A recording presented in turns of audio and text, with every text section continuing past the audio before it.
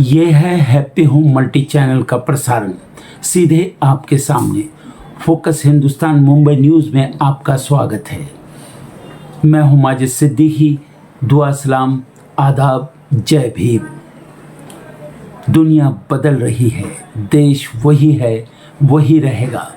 हक और हकीकत को बताने वाले खामोश बैठे हैं।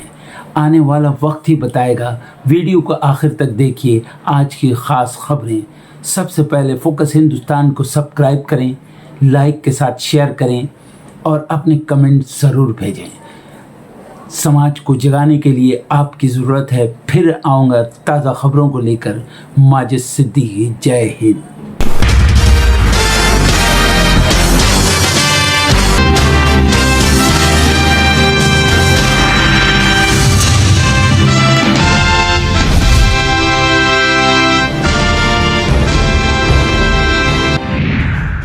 T20 वर्ल्ड कप में भारत की पाकिस्तान पर सबसे बड़ी जीत। कोलंबो के प्रेमदासा स्टेडियम में पाकिस्तान को 61 रन से हराया। ईशान ने 77 रन बनाए।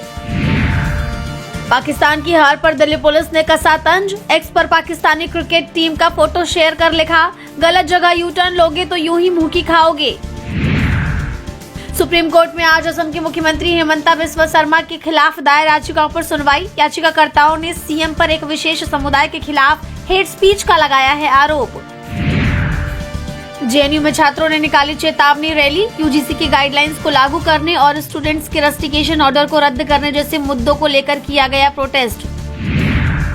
कांग्रेस नेता प्रियंका खरगे ने आरएसएस को बताया शैतान और भाजपा को उसकी छाया। फंडिंग पर भी उठाए सवाल।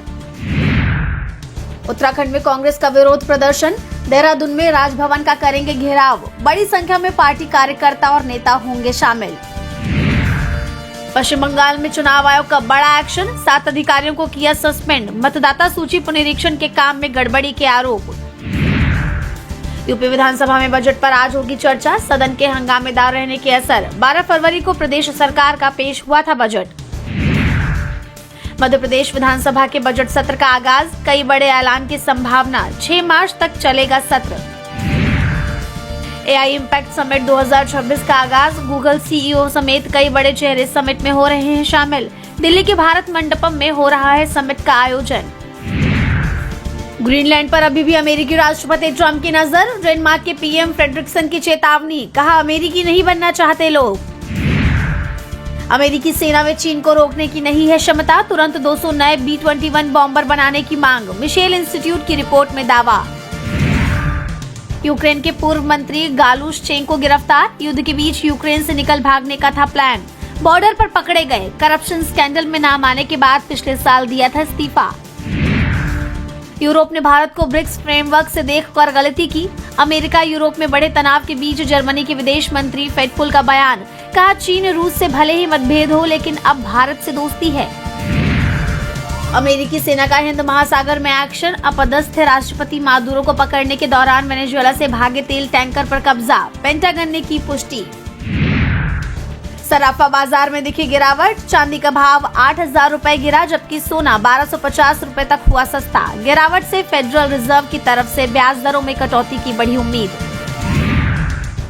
भारत ब्रिटेन मुक्त व्यापार समझौता अप्रैल से लागू होने की संभावना। ब्रिटिश संसद में चल रही बहस। समझौते से भारत के 99% निर्यात को ब्रिटेन के बाजार में निःशुल्क मिलेगी पहुंच। म्यूनिख सम्मेलन में शामिल हुई वित्त मंत्री निर्मला सीतारमण। यूरोपीय केंद्रीय बैंक की अध्यक्षता क्रिस्टीन लेगार्ड और अन्य प्रमुख अंतर्राष्ट्रीय नेताओं से की मुलाकात। निवेश और सहयोग पर जोर।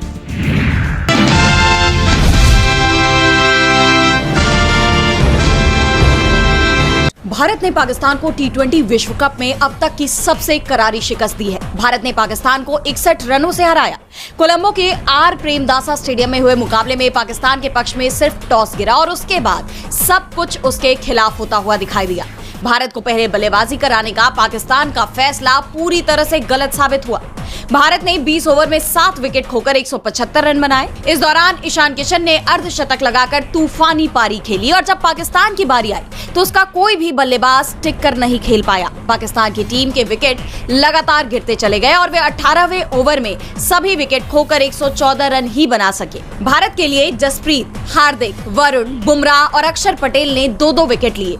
इस जीत के साथ भारत ने सुपर 8 स्टेज के लिए क्वालिफाई कर लिया है। 40 गेंद पर 77 रनों की पारी खेलने वाले ईशान किशन को मैन ऑफ द मैच का खिताब मिला। भारतीय टीम की जीत पर पूर्व खिलाड़ियों ने टीम इंडिया को बधाई दी और साथ ही पाकिस्तान पर तंज भी कसा। भारतीय क्रिकेट टीम के पूर्व कप्तान सुनील गावस्कर ने कहा कि ये तो एक तरफा जीत थी, हमने पाकिस्तानी टीम को बुरी तरह हरा दिया। पाकिस्तान ने पहले ओवर में अभिषेक शर्मा का विकेट लेकर अच्छी शुरुआत की, लेकिन उसके बाद वे शायद ही कभी मैच में दिखे।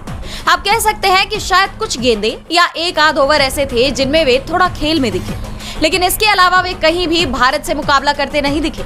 उन्होंने आगे कहा कि ये एक बहुत बड़ी जीत है। भारत की इस जीत पर देश भर में खुशी की लहर दौड़ पड़ी है। आम लोगों से लेकर राजनेता तक सब बधाई दे रहे हैं।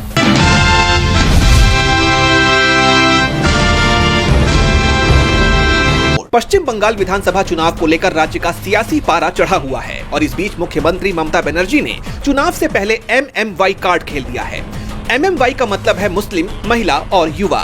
पहले मुस्लिम और महिला वोट बैंक पर अपनी पकड़ मजबूत करने के बाद अब ममता बनर्जी की नजर युवा वोटर्स पर है, जिससे चुनाव से पहले एक बड़ा राजनीतिक दांव माना जा रहा है। दरअसल ममता सरकार ने युवा साथी योजना के तहत 21 से 40 साल के बेरोजगार युवाओं को 1500 रुपए मासिक भत्ता देने का ऐलान किया है। इसके लिए राज्य भर में आवेदन शिविर शुरू हो चुके हैं। 11 दिनों तक चलने वाली इस प्रक्रिया में MA और BSc पास डिग्री धारक भी लंबी लाइंस में खड़े दिखाई दे रहे हैं। दरअसल राज्य में मुस्लिम आबादी करीब 34% मानी जा रही है। OBC आरक्षण और कड़े राजनीतिक स्टैंड के चलते ये वोट बैंक TMC का मजबूत आधार रहा है। आधी आबादी और लक्ष्मी भंडार की राशि बढ़ाकर 1500 रुपए कर दी गई है।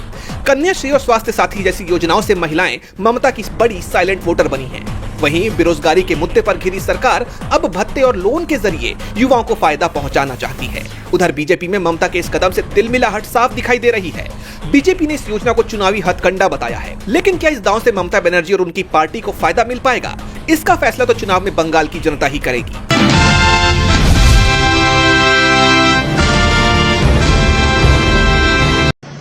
उसके बाद में हम सो गए थे। उसके बाद में 4:40 को पुलिस वाले ने मेरे को दिखाया कैमरे में कि तेरी लड़की कौन उठा के ले गई, लेकिन वो हमारी जात वाला था। हमको ऐसा मालूम नहीं था कि ऐसा करेगा। और हमको इंसाफ चाहिए। हमारी लड़की छोटी है, आपको कोई दूसरा नहीं चाहिए सर। हमको इंसाफ चाहिए, मेरी लड़की का इंसाफ चाहिए। उसका छोटा छोटा बच्चा बच्चे हमारा घर अंदर से तोड़ के हमको बाहर भेज दिया। उसके लिए हम लोग बाहर सोते, सब गरीब आदमी हम लोग। हम कपड़े का काम करते सर, चूना कपड़े का काम करते। कभी हुआ घटना? कभी हुआ? एक 5 दिन ऐसा हुआ। 10 तारीख को हुआ। 10 तारीख की सुबह, 9 तारीख रात को और 10 तारीख सुबह में एक घटना हो गई सर। और हमको नहीं मालूम है किसके कोने पे किया, किसने क्या किया। पुलिस ने मामला तो दर्ज किया, एक को गिरफ्तार भी किया। हाँ, एक को गिरफ्तार किया। वो क्या बोलते हैं अभी किसको सजा दे रहे हमको कुछ मालूम नहीं है। जो गुनहगार है सर, कितने उनको सजा देना पड़ता। कितनी साल की आपकी बेटी? मेरी लड़की 1.5 साल की सर। इंसाफ चाहिए मेरे को, बस बाकी कुछ नहीं चाहिए। उसको सजा मांगती है सर। मैं उसका बाप बोलता उसको इतना बेरहमी से किया है सर, उसको फांसी दे दो बस।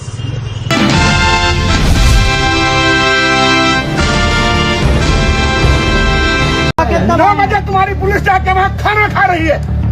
निषादों का खाना कौन देगा? इनका जो अपमान हुआ, अपमान कौन देगा? अरे तुम क्या छोड़ दोगे? तुम्हारी जागीर है क्या? तुम क्या छोड़ दोगे? तुम खाना छोड़ दोगे? तुम तो भगा जाओगे।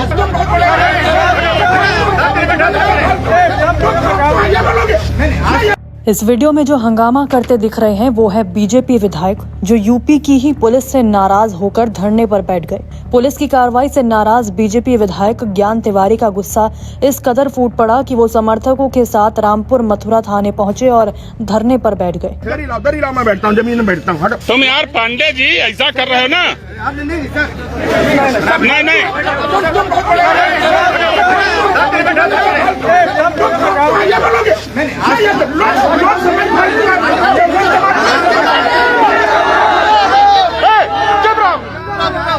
इस दौरान एसओ संजय पांडे और विधायक के बीच जमकर बहस हुई। दरअसल विधायक अपने समर्थकों के साथ रामपुर मथुरा थाने पहुंचे और प्रभारी निरीक्षक की कार्यशैली पर सवाल उठाते हुए पुलिस पर मनमानी का आरोप लगाया। उनका कहना था कि भाजपा कार्यकर्ताओं को निशाना बनाकर कार्रवाई की जा रही है। इसी दौरान बहस के बीच इंस्पेक्टर ने कहा, सर मैं थाना छोड़ दूंगा, चला जाऊंगा। इस पर विधायक भड़क गए और बोले, तुम क्या छोड़ दोगे? क्या ये तुम्हारी जागीर है? हम अरे तुम क्या छोड़ दोगे? तुम्हारी जागीर है क्या? तुम क्या छोड़ दोगे? तुम थाना छोड़ दोगे? तुम तो भगाए जाओगे, तुम भगाए जाओगे, तुम क्या छोड़ दोगे? तुम क्या थाना छोड़ दोगे? तुम्हारी औकात है, सब हो रहा है, तुम्हारी औकात है, तुम्हारी औकात है, तुम इंस्पेक्टर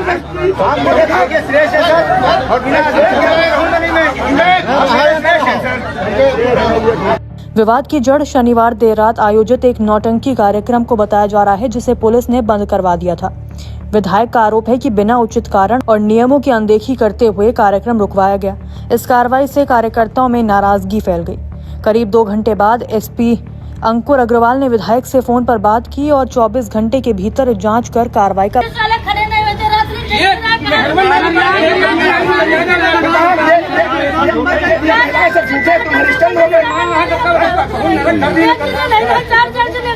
विधायक को यहाँ थाने आना पड़ रहा है। ये निषाद कितना है, चाहे लोधी हो चाहे चौहान हो, ये ज्ञान तिवारी मान सम्मान का प्रतीक है। मैं बता दे रहा हूँ, कार्यकर्ता की तो कोई ज्यादा कोई सुनते वाला है। अरे कार्यकर्ता न सुने कोई बात नहीं, लेकिन ये गरीबों की तो सुने, जिसके लिए बैठे हुए हैं यहाँ पे। भरोसा दिया। वहीं सीओ ने भी जांच का आश्वासन दिया, लेकिन विधायक अपनी मांगों पर अड़े रहे। उनका कहना था कि जब तक प्रभारी निरीक्षक, दीवान और संबंधित कांस्टेबल पर ठोस कार्रवाई नहीं होगी, तब तक विरोध जारी रहेगा। धरने और बहस के दौरान थाने में भारी भीड़ जमा हो गई, जिससे कुछ देर के लिए तनाव और अफरा तफरी का माहौल बन गया। स्थिति संभालने के लिए अतिरिक्त पुलिस बल बुलानी पड़ी। आखिरकार एसपी के आश्वासन के बाद विधायक ने धरना समाप्त किया और समर्थकों के साथ वापस लौट गए।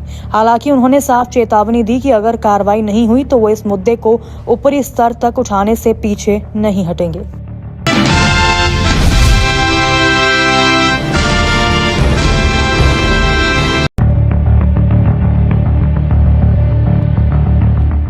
गाजियाबाद में 24 साल की लड़की ने जहर खाकर अपनी जान दे दी। लड़की को पैसे डबल करने का लालच देकर एक शख्स ने उससे 25 लाख रुपए हड़प लिए। ये पैसे उसके पिता ने शादी के लिए जुटाए थे। करीब 1.5 साल बाद जब लड़की ने अपने रुपए वापस मांगे तो युवक मुकर गया।